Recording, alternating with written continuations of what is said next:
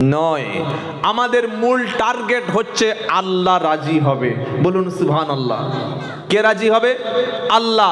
ইন্নাল্লাযীনা আমানু ওয়া আমিলুস সলিহাতি উলাইকা হুম খায়রুল বারিয়া রাদিয়াল্লাহু আনহুম ওয়া রাদু আনহু। সুবহানাল্লাহ বলেন। এটা সূরা বাইয়িনা 30 পারা। যারা বলছে নামাজ রোজা দাড়ি টুপি পাঞ্জাবি শুধু হুরের জন্য পড়ে, তারা শোনো কোরআন কি শোনাচ্ছে। ইন্নাল্লাযীনা আমানু ওয়া আমিলুস সলিহাতি উলাইকা হুম খায়রুল বারিয়া। নিশ্চয়ই ঈমান এনেছে যারা আর ভালো আমল করেছে যারা, আল্লাহ বলছে শোনো, ওরা হলো আমার সৃষ্টির মধ্যে সবচাইতে উত্তম সৃষ্টি। কারা উত্তম সৃষ্টি? কারা? আল্লাহর মাকলুকাত, আল্লাহর সৃষ্টির মধ্যে সবচাইতে উত্তম বিশেষণ আল্লাহ কাদের দিলেন? আবার বলছি, আই রিপিট, ইন্নাল্লাযীনা আমানু ওয়া আমিলুস সলিহাত। নিশ্চয়ই ঈমান এনেছে যারা আর নেক কাজ ভালো কাজ করেছে যারা। আপনারা শুনছেন, মন দিয়ে শুনছেন তো? ঈমান এনেছে যারা আর ভালো কাজ করেছে যারা। আপনাদের বডি ল্যাঙ্গুয়েজ, আপনাদের মানে ফেস, মানে যেটা আমাকে রিয়াক্ট করছে, আমার মনে হচ্ছে যেন আমার কথাটা আপনারা সবাই বুঝতে পারছেন না। ওই একটু টান দিলাম, কানে হাত দিলে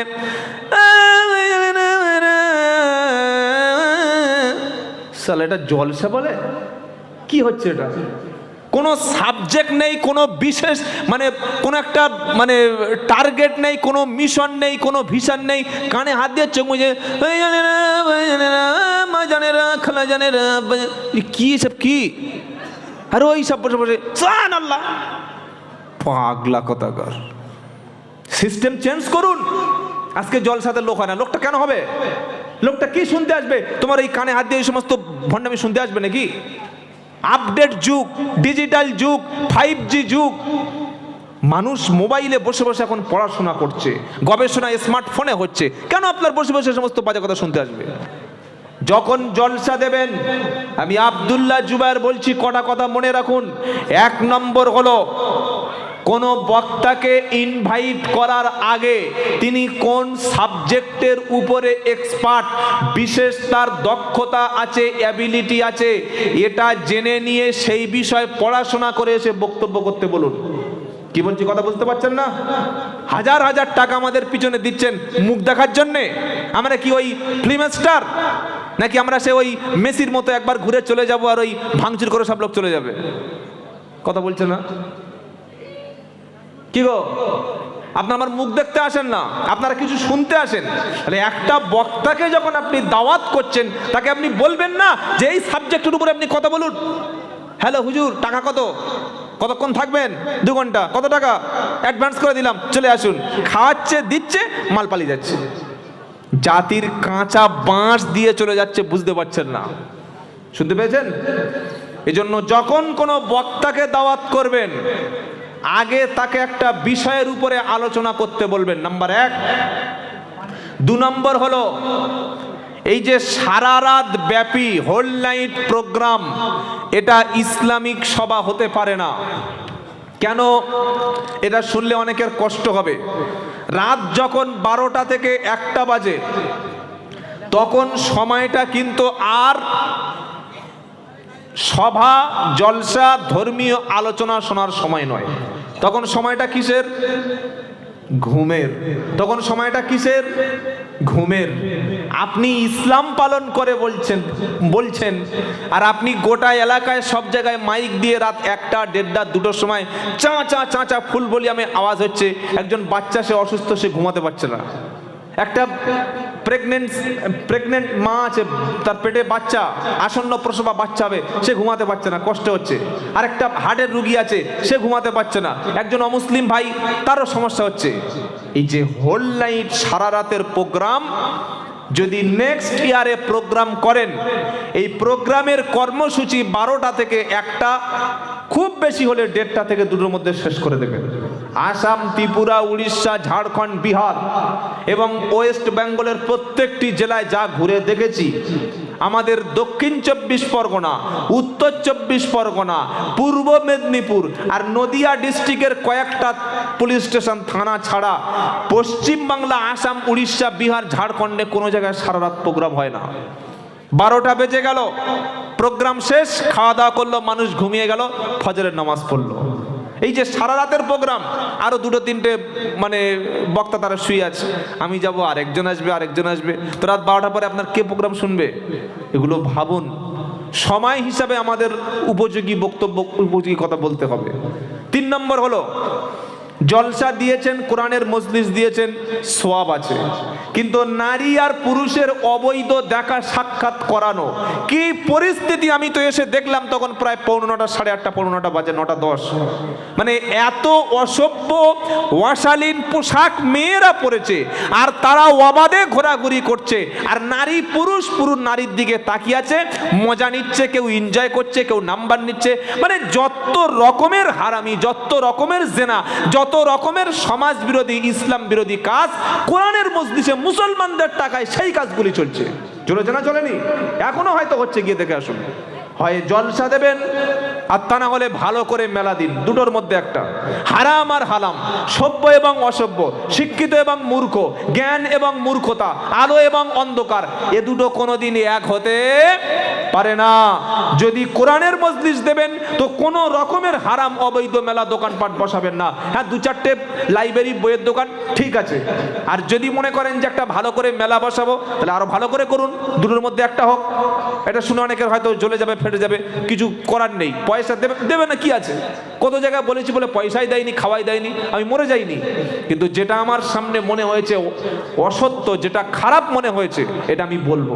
তাতে আপনি ভালো বললে বলবো, আর যদি বলেন যে বন্ধ করে দিন, বন্ধ করে চলে যাব, কোনো সমস্যা নেই। তাহলে চলুন, আল্লাহ পাক তার ঈমানদারদের উপরে কেন বেশি রাজি হয়? আর আমরা নামাজ পড়ি, কোরআন পড়ি, দান করি শুধু মহান আল্লাহর রাজি খুশির জন্য। বলুন সুবহানাল্লাহ। সে কথা আল্লাহ কোরআনে বলছেন কি, ইন্নাল্লাযীনা আমানু ওয়া আমিলুস সালিহাতি উলাইকা হুম খায়রুল বারিয়া। 30 পারা সূরা বাইয়িনা। নিশ্চয়ই যারা ঈমান আনে, ভালো কাজ করে, আল্লাহ বলছে তারা হচ্ছে পৃথিবীর সবচাইতে উত্তম সৃষ্টি। সুবহানাল্লাহ বলেন। রাদিয়াল্লাহু আনহুম ওয়া রাদু আনহু, আমি আল্লাহ তাদের উপর রাজি, আর তারাও আমি আল্লাহ আমার উপরে রাজি।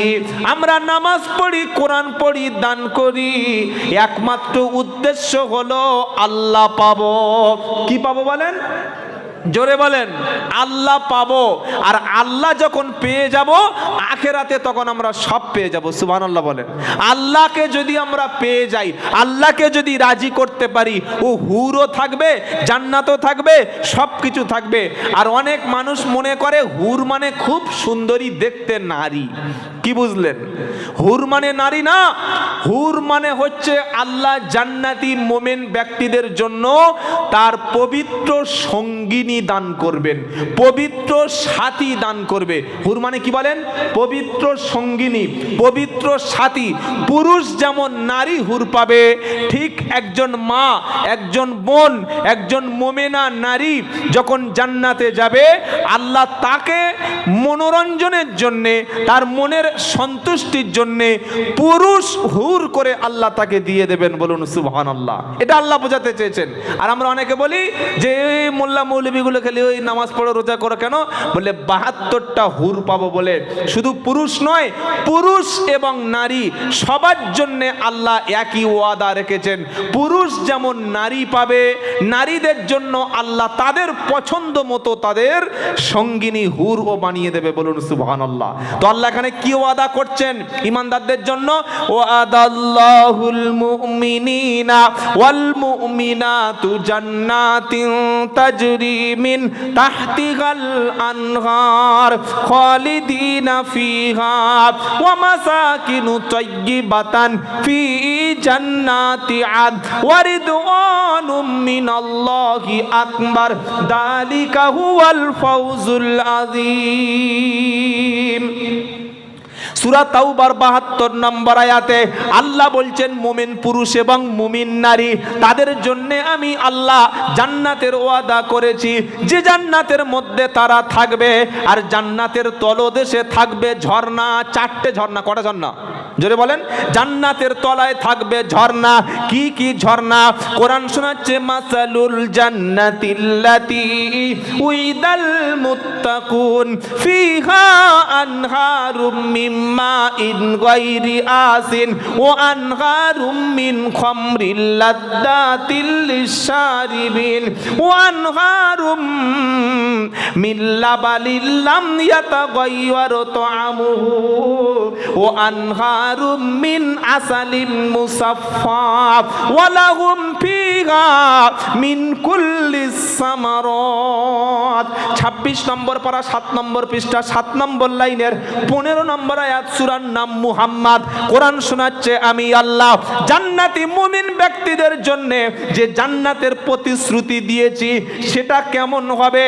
ফিহা আনহারুম মিন মাইন গায়রি আসিন, ওই জান্নাতি ব্যক্তিদের জন্য জান্নাতের তলদেশে আমি আল্লাহ সুপ্রিয় পানির ঝর্ণা রেখে দেব।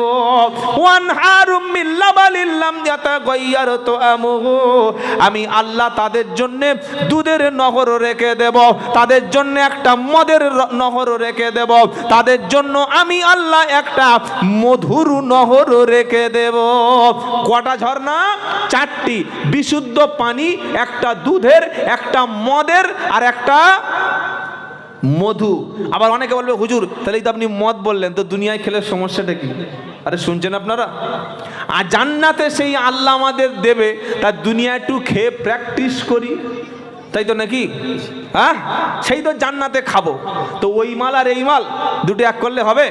জান্নাতের পবিত্র মদ বললে হুজুর সেটা কিরকম? কোরআন শোনাচ্ছে ওয়াসাকাহুম রাব্বুহুম শারাবান তাহুরা, আল্লাহ তাআলা ঈমানদার বিশ্বাসীদের জন্য জান্নাতে যে নাহার দেবে, জান্নাতে যে শরাব দেবে, পবিত্র যে মদ দান করবে, ওটা খেলে কখনো মাথা ঘুরবে না, ওটা খেলে কখনো সেন্সলেস হবে না, ওটা খেলে মুখ থেকে কখনো গালি বার হবে না, ওটা খেলে বিবিকে কখনো মা বলে ডাকবে না। খেয়েছে বাড়িতে বউকে বলছে ও মা, আছে না নাই? জোরে বলুন। মাল খেয়ে সে বউকে তালাক দিয়েছে, 1 তালাক, 2 তালাক, 3 তালাক, তোর মায়ের তালাক, তোর বাপের তালাক। কি হারামখোর মুসলমান দেখেছ? মাল খেয়ে সে বাড়িতে বউকে তালাক দিয়ে আবার বউয়ের মাকেও তালাক দিয়েছে, শাশুড়িকে দিয়েছে। আচ্ছা, শাশুড়ির সঙ্গে তুই বিয়ে করেছিলিস ছাগল? ছি, খেয়েছে বলে যা খুশি তাই বলবে। এখন বউ দেখলো যে আমার কানেকশন আর নেই, সম্পর্ক কাট আপ হয়ে গেছে, ব্রেকআপ হয়ে গেছে। ইমাম সাহেবের নাম্বার ছিল, ফোন করে বলছে রাত্রেবেলা হুজুর আমার স্বামী তো মাল খেয়ে তালাক দিয়েছে, তালাক হবে। কি বলছে? মাল খেয়ে তালাক দিয়েছে, তালাক হবে। এবার বলুন, যারা মদ খেয়ে তালাক দেয় তালাক হবে না হবে না? দেখেছে কত বড় মুফতি, দেখেছেন তো? হ্যাঁ, বিশাল বড় মুফতি সাহেব ফতোয়া দিয়ে দিয়েছে। এখানে এতগুলো আলেম আছে, কেউ বলার সুযোগ পায়নি, উনি বলে দিয়েছে। যাই হোক, বলেছে, ওনার জন্য মুখটা খুলেছে, জন্য ওনাকে থ্যাঙ্কস আমার পক্ষ থেকে। ভুল হোক ঠিক হোক, অন্তত নাম্বার একটা পেয়েছে। যাই হোক, উনি বলেছেন। এবার বলুন, শরিয়াতে তালাক এবং বিবাহ, তলাক এবং বিবাহ এই দুটি শব্দ কেউ যদি স্বেচ্ছায় বলুক, অস্বেচ্ছায় বলুক, সে যদি মাল খেয়ে বলুক কিংবা প্রেসার ক্রিয়েট করে যে কোনোভাবে যদি কেউ হাসিতে খুশিতে রেগে কেউ যদি তালাকও বলে ফেলে, বিবাহ শব্দ যদি কারো সম্পর্কে বিয়ে করার ইচ্ছা প্রকাশ করে, ও হেসে বললে হবে, কেঁদে বললে হবে, খুশিতে বললে হবে, অখুশিতে বললেও যদি বলেন হয়ে যাবে। তবে এই যে আমাদের সমাজে মানুষ মদ খেয়ে বউকে তালাক দেয়, এদের শাস্তি ইসলামে নির্ধারণ করে দিয়েছে। মদখোরের শাস্তি ইসলাম দিয়েছে 80টা বেত্রাঘাত। কি দিয়েছে বলেন? ইসলামে মালখোরের শাস্তি কি আছে? 80টা বেত্রাঘাত। এখন আমাদের রাষ্ট্রটা হচ্ছে সেকুলার রাষ্ট্র। এ রাষ্ট্রে তো আর মদ খেলে কিছু হয় না। মদ যে বিক্রি করছে তার অসুবিধা নাই, মদের লাইসেন্স যারা দিয়েছে তাদের অসুবিধা নাই, মদ যে লাইনে দাঁড়িয়ে কিনছে তার কোনো প্রবলেম নাই। আর মদ খেয়ে গাড়ি চালান, সঙ্গে সঙ্গে 1000 টাকা ফাইন, আপনার ওই ড্রাইভিং লাইসেন্স বাজেয়াপ্ত হয়ে যাবে। যাবে না? যাবে না? একটা কথা মনে রাখুন, কোন সমাজ ব্যবস্থাকে, কোন দেশের সমাজ ব্যবস্থা সিস্টেমকে ধ্বংস করার জন্যে পরমাণু অস্ত্র ফেললে তারা ধ্বংস হবে না, আবার তারা ঘুরে দাঁড়াতে পারে। যেমন 1945 খ্রিস্টাব্দের 6 এবং 9 নাগাসাকি এবং হিরোশিমা থেকে আমেরিকা সেখানে জাপানে পরমাণু অস্ত্র, পরমাণু বোমা ফেলেছিল। ফেলেছে না ফেলে নাই?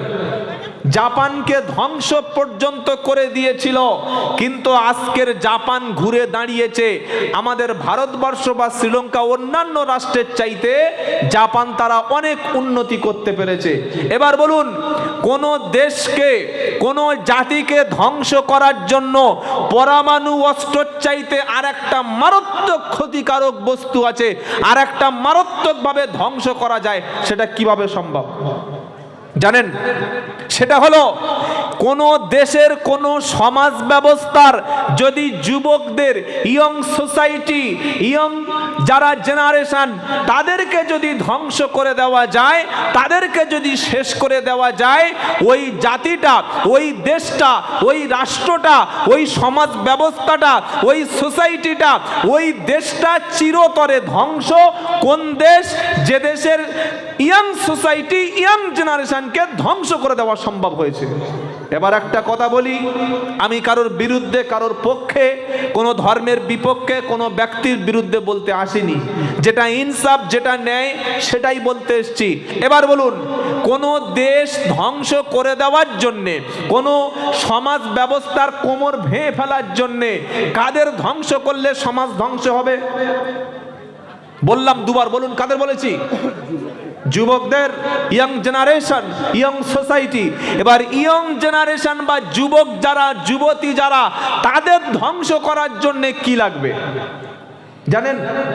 ইয়ং সোসাইটি, যুবক সমাজকে ধ্বংস করার জন্যে দুটি জিনিস লাগবে। বলুন কটা? দুটি। কি কি? 1 নম্বর লাগবে শিক্ষা ব্যবস্থাকে ধ্বংস করা লাগবে। শিক্ষা ব্যবস্থা, এডুকেশন সিস্টেম যদি ধ্বংস হয়ে যায়, সমাজ ব্যবস্থার যুবক সমাজ ধ্বংস হবে। নাম্বার 2, যদি যুবক এবং যুবতীদের মধ্যে মদ, গাঁজা, নেশা, আফিম, যত রকমের মাদকতা, নেশার যদি প্রভাব বিস্তার করা যায়, সমাজ যদি মদের মধ্যে চুবিয়ে দেওয়া যায়, সমাজ যদি মদের মধ্যে ডুবিয়ে দেওয়া যায়, সমাজের ইয়ং ছেলেদের হাতে যদি সস্তায় মাল দেওয়া যায়, ওই সমাজে আর মাথা তুলে কেউ দাঁড়াতে পারবে না। কেন এই দুটো বস্তু সমাজকে ধ্বংস করে? শিক্ষা যার হাতে নাই, বই যার হাতে নাই, স্কুলে যারা যায় না, কলেজে যারা পড়ে না, ইউনিভার্সিটি যারা গবেষণা করে না, তারা ধ্বংস। 2 নম্বর কি বলেছি? মদের বোতল, নেশার বস্তু যদি যুবকদের হাতে থাকে, সেই সমাজটা ধ্বংস। এবার বলুন তো, আজকের আমাদের পশ্চিম বাংলায় সবচাইতে যে জিনিসটা সস্তায় পাওয়া যায় সেটা হচ্ছে মদ, এবং 1,500 কোটি টাকার মদ প্রত্যেক মাসে বিক্রি হয় আমাদের বাংলায়।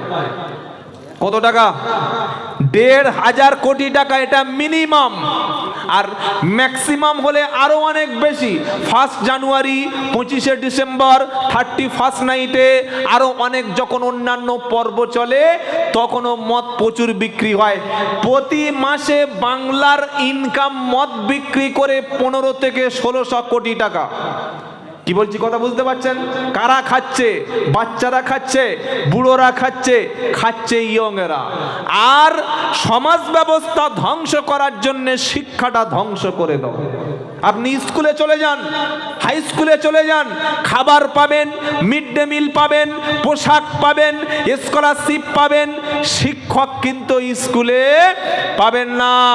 তারা জানে যত রকমের রাজনীতিবিদ আছে, প্রত্যেক দলের রাজনীতিবিদরা জানে যদি সমাজের যুবকরা প্রশ্ন করে আমরা উত্তর দিতে পারবো না, তাই মদের দাম কমিয়ে দাও আর স্কুলগুলি বন্ধ করে দাও।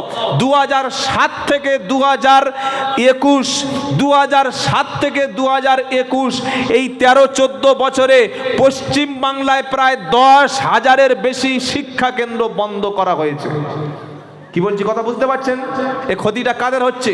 শুধু হিন্দু না, মুসলমান না, গোটা দেশের ক্ষতি, জনগণের ক্ষতি, আমাদের ইয়ং সোসাইটির ক্ষতি। এবার বলুন ইসলাম এই দুটো ব্যাপারে কি নির্দেশনা দিয়েছে? এটা তো প্রবলেম বললাম যে যুবক সমাজকে ধ্বংস করার জন্য শিক্ষার অস্ত্রটা তাদের হাত থেকে কেড়ে নাও, তাহলে কেউ আর জানবে না, কেউ প্রশ্ন করবে না। 2 নম্বর, মদের মধ্যে, নেশার মধ্যে চুবিয়ে দাও, মাল খেয়ে রাস্তায় পড়ে থাকবে, কেউ আর প্রশ্ন করবে না।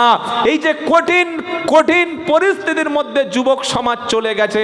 একটা মেয়ে মাধ্যমিক পরীক্ষা দিয়েছে, এবার এইচএস পড়বে, উচ্চ মাধ্যমিকে ভর্তি হবে, ফার্স্ট ইয়ার সেকেন্ড ইয়ার, তাই তো নাকি? হ্যাঁ না বলে না? ফার্স্ট ইয়ারে ভর্তি হলো, স্কুল থেকে, হাই স্কুল থেকে তাকে বলে দেয়া হলো এবার তোমার হাতে একটা ফ্রিতে মোবাইল দেওয়া হবে। কি দেয় কি দেয় না? এবার বলুন একটা মেয়ে ছেলে, এই মেয়ে ছেলেটা পড়াশোনা করবে, তার মোবাইলের কি প্রয়োজন আছে? তার মোবাইলের অকারণে কি প্রয়োজন আছে? এটা দিয়ে দিলেন। এবার কি হলো? এই যে দুটি ধ্বংস হলো, এক শিক্ষা ধ্বংস হলো, 2 মদ দিয়ে সমাজকে ধ্বংস করে দেওয়া হলো।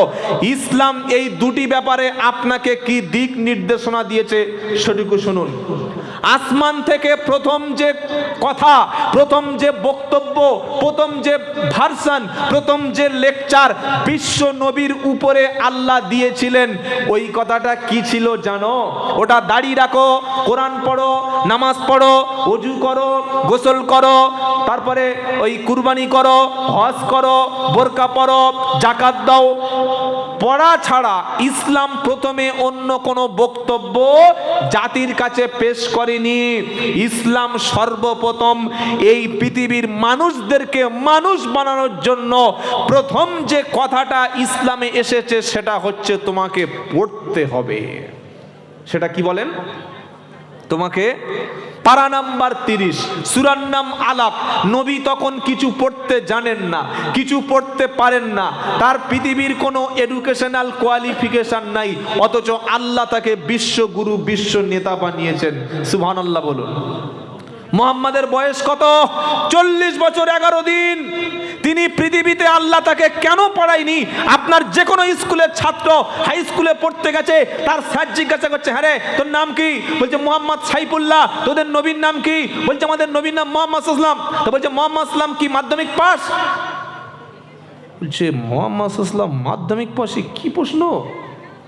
HS, graduation, MA, masters degree, BEd, DElEd, LLB, কি ডিগ্রি ছিল? তিনি সায়েন্টিস্ট না কোনো ঐতিহাসিক না কোনো একজন কি ছিল বল? তো বলছে স্যার আমি আজকে ছুটি হলে ইমাম সাহেবের এসে জিজ্ঞাসা করব, করে কালকে সকালে প্রশ্ন উত্তরটা দেবো। আসরের নামাজে মসজিদে এসছে, বাচ্চা ছেলে, ক্লাস 8-এ পড়ে, 9-এ পড়ে। আসসালামু আলাইকুম ইমাম সাহেব। ওয়ালাইকুম আসসালাম। কি বাবা কি তেল পড়া না পানি পড়া? কি মসজিদ মানে কি? ইমাম সাহেব মানে তেল পড়া পানি পড়া? আর তো কোনো কিছু আমাদের মসজিদে জানার দরকার নাই। হুজুর একটু পানি পড়ে দাও। আরে সূরা ফাতিহা পড়ে আপনি নিজেই তো পানি পড়তে পারেন, এত বোকা কেন? আর আমরা যারা ইমাম সাহেব, মুফতি সাহেব, মাওলানা সাহেব, আমরা দোয়া যখন বলি আস্তে আস্তে বলি। কি শুনছেন আপনারা? ফু দেওয়ার সময় ফুঁটা মারবো জোরে, আর দোয়াটা আস্তে। এটা শিখে নেন। সূরা ফাতিহা, আলহামদু শরীফ, ফালাক আর নাস। কটা বললাম? তিনটি। এক সূরা ফাতিহা, দুই সূরা ফালাক, তিন সূরা নাস।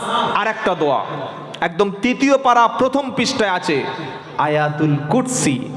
এই চারটি দোয়া আপনি পড়ুন। কিছুই যদি না জানেন, সূরাতুল ফাতিহা, আলহামদুলিল্লাহি রাব্বিল আলামিন, আর রহমানির রহিম, মালিক ইয়াউমিদ্দিন, এই সূরাটা মুখস্থ আছে না নাই? সবার আছে। এই সূরাটি আপনি পড়ে আপনার বাচ্চা, আপনার মেয়ে বা ছেলের শরীরে ফুঁ দিন, তাদের জন্য দোয়া করুন, পানি বা ওই তেল পড়া দিন। 100% কাজ হবেই হবে। জোরে বলুন সুবহানাল্লাহ। আমরা সূরা ফাতিহা পড়তে জানি, আর ইমাম সাহেবের কাছে, হুজুর হুজুর একটু আপনি দোয়া পড়ুন না, আপনি নিজেই পড়ুন, কারণ বাপমার দোয়াটা 100% কবুল হবে। বলুন সুবহানাল্লাহ। বিশ্বাস আমাদের নেই, আমরা জানি না তাই করি না। রাত 10টার সময় নতুন জামাই এসছে, একটা মুরগি কিনে এনেছে, জবাই করবে। ইমাম সাহেব শুয়ে আছে। ইমাম সাহেব, ইমাম সাহেব, ইমাম সাহেব ডাকছে না, বাড়ির রাখাল ডাকছে গো। এমন আওয়াজ করছে যেন উনি পাবলিক সার্ভেন্ট। ইমাম সাহেব, ইমাম সাহেব। এটা কোনো শব্দ হলো? এটা কোনো সভ্য সমাজের ডাক? কি ভয়েস এটা? ইমাম সাহেব লাফ দিয়ে উঠে বসে, কে? সালাম নেই, কালাম নেই, নিজের পরিচয় নেই। হুজুর আমার বাড়িতে চলো, রাত 10:15, আমার বাড়িতে চলো। কি হয়েছে বাবা? তোমার বাবা মারা গেছে? না না না না, বাবা মারবে কেন? চলো। ঠান্ডার সময় ইমাম সাহেব উঠে এবার এসছে, বলে হুজুর আমার বাড়িতে একটা মুরগি আছে, মুরগি আমার নতুন বোনাই এসছে, একটু জবাই করে দেবে। দেখছেন মুসলমান মসজিদ ইমাম সাহেব কেন রাখে দেখেছেন? শিক্ষার ব্যাপারে ইমামের কাছ থেকে পরামর্শ নেবে না, নিজের জীবন চালাবে কিভাবে ইমাম সাহেবের কাছ থেকে পরামর্শ নেবে না, কিভাবে ব্যবসা করবে ইমাম সাহেবকে জিজ্ঞাসা করবে না, কোন জায়গায় দান করবে ইমাম সাহেবকে জিজ্ঞাসা করবে না, জমির অংশটা কে কত পাবে ইমামকে জিজ্ঞাসা করবে না, কোন খাদ্যটা খাবে কোনটা খাবে না, কোন পোশাক পরবে কোন পোশাক পরবে না, এই বিষয়ে ইমাম সাহেবের সঙ্গে কোনো ডিসকাস করবে না।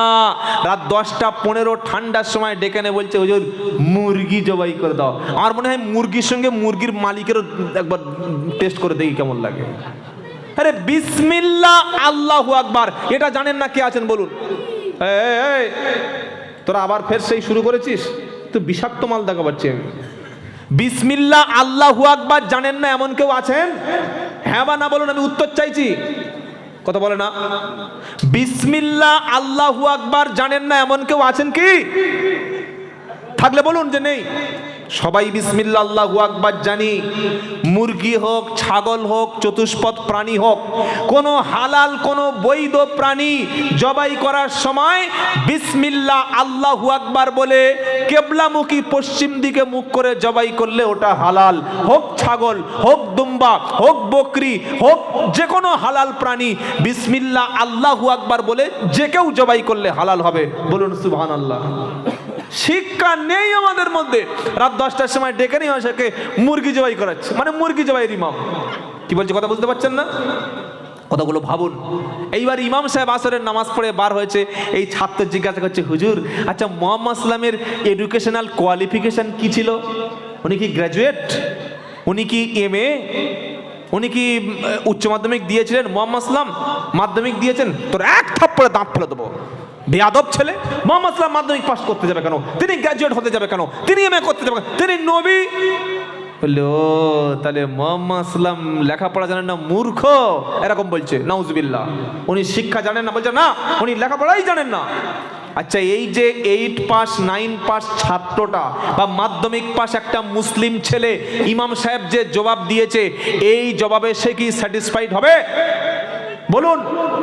তাকে বলা হলো তোদের মুহাম্মদ সাল্লাম আমাদের নবী মাধ্যমিক পাস নয়, উচ্চ মাধ্যমিক পাস নয়, গ্র্যাজুয়েট নয়, তিনি মাস্টার্স, কোনো এডুকেশনাল কোয়ালিফিকেশন তার নেই।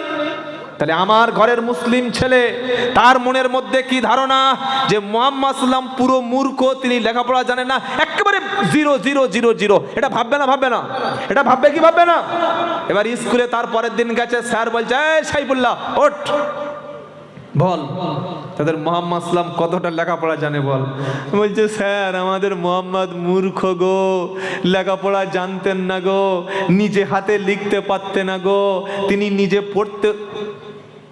হাতে লিখতে পারতো না? বললে না। বলে নিজে হাতে নিজে মুখ দিয়ে দেখে দেখে পড়তে পারতো না? বলছে না। তো বললে তাহলে মোহাম্মদ সাল্লাম যদি খুব তোরা তো বলিস আমার নবী বিশ্ব নবী, আমার নবী জগৎ গুরু, আমার নবী শিক্ষা গুরু, আমার নবী রাষ্ট্র নেতা, তো মূর্খ রাষ্ট্র নেতা হয় কি করে? এ প্রশ্নটা একজন অমুসলিম স্যার একজন মুসলিম ছাত্রকে করার অধিকার আছে না নেই? উত্তরটা দিন। চুপচাপ বসে আছে। কাদের কাছে আমাকে ডেকেছে কথা বলতে? তো সব মরা প্রাণী গো। করার অধিকার আছে না নেই? আছে। আপনার ছেলে এই উত্তরটা জলসায় তাকে কে দেবে? কে দেবে? এটা আমাদেরই দিতে হবে। যাবে